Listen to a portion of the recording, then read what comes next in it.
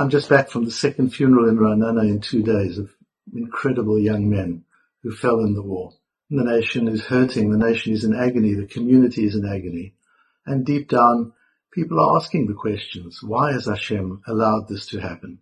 And I'm reminded about the Ponevezherov, who many years ago was in a shirut. A shirut was like a shared kind of taxi ride that you used to get in Israel at that time. And in the same cab, in the same shirut, was the daughter of the Kovner Rov, the Rov of Kovner who died just before the war. And she told him about a letter he had written in response to her and her family's requests that he leave Kovner because they had arranged papers for him to be able to get out of Lithuania.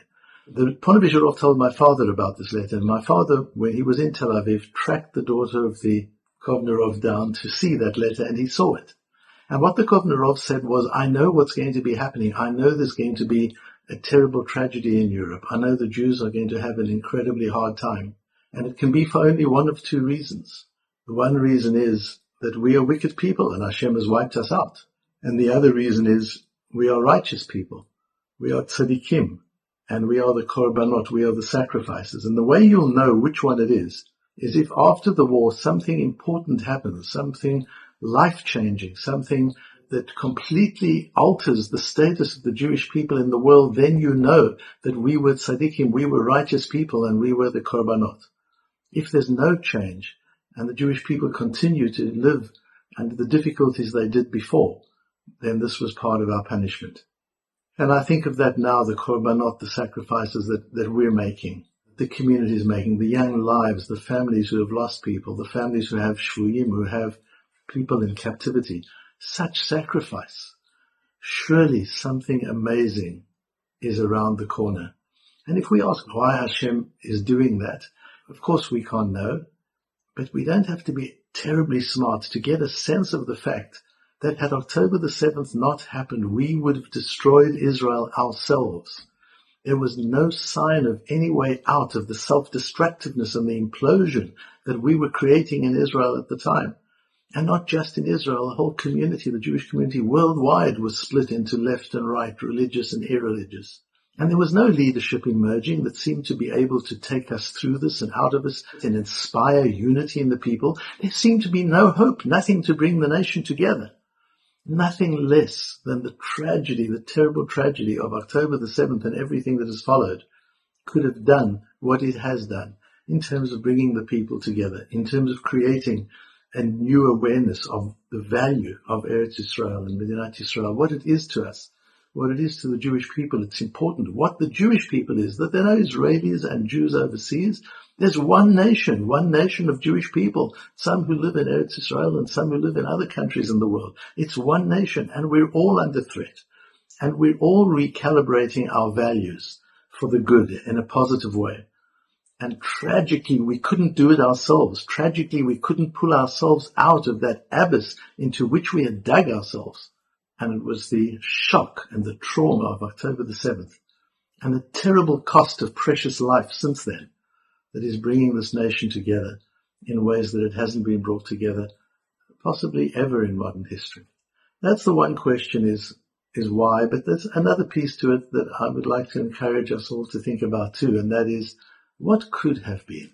Imagine that October the 7th wouldn't have happened, and we would have continued bickering and arguing and being completely internally focused, while Hamas and others continued their preparation for what was clearly going to be a devastating attack against Israel, much more than October the 7th. If we look at the size of their arsenal, if we look at the degree of their training, if we look at the magnitude of their tunnels and what they had prepared, clearly they were planning something much bigger than October the 7th.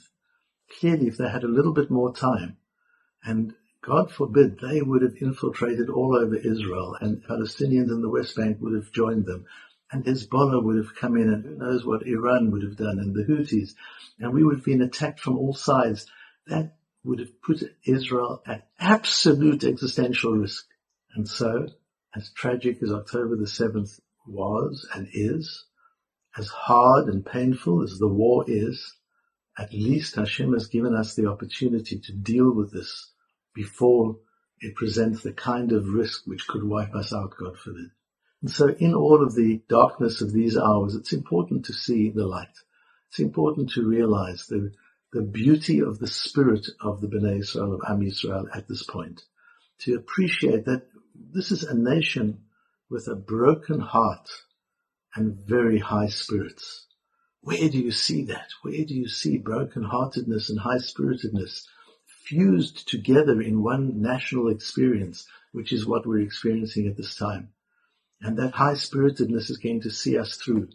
And the broken-heartedness is going to make sure that we don't go back to that internal bickering and argument and sinah, that hatred that existed before, that we can take the lessons with us and move forward. That the sacrifices that our young people and their families have made and are making will not be for naught, but will all be to bring Am Yisrael to a new level, to a new height that it hasn't been before. And yes, the journey is a hard one. The journey is a rough one. The journey is a painful one. But we need to keep our eyes looking out towards what lies ahead. A future of a united nation, committed to building a united country, a united Eretz Israel, a nation committed to Jewish values, each in their own way, some through serious limud Torah, some through shmirat mitzvot and chesed, and some through traditional connection, each and some completely secular, but all somehow finding meaning within what it means to be Jewish and to have a Jewish state. My heart goes out to all of us because we're all suffering, we're all in pain. We all have this high spirit, but just beneath the surface, we're all on the verge of tears. And if we support each other, and we help each other, and we inspire each other, and we keep our eyes looking out to that future that I'm describing, we will get through this, Be'ezrat Hashem. We will come out of this stronger than we've ever been, ready to lay the foundations for a new Israel, for a new future of the Jewish people, one that will set a path not only for ourselves, but demonstrate to the world what true national and individual greatness is.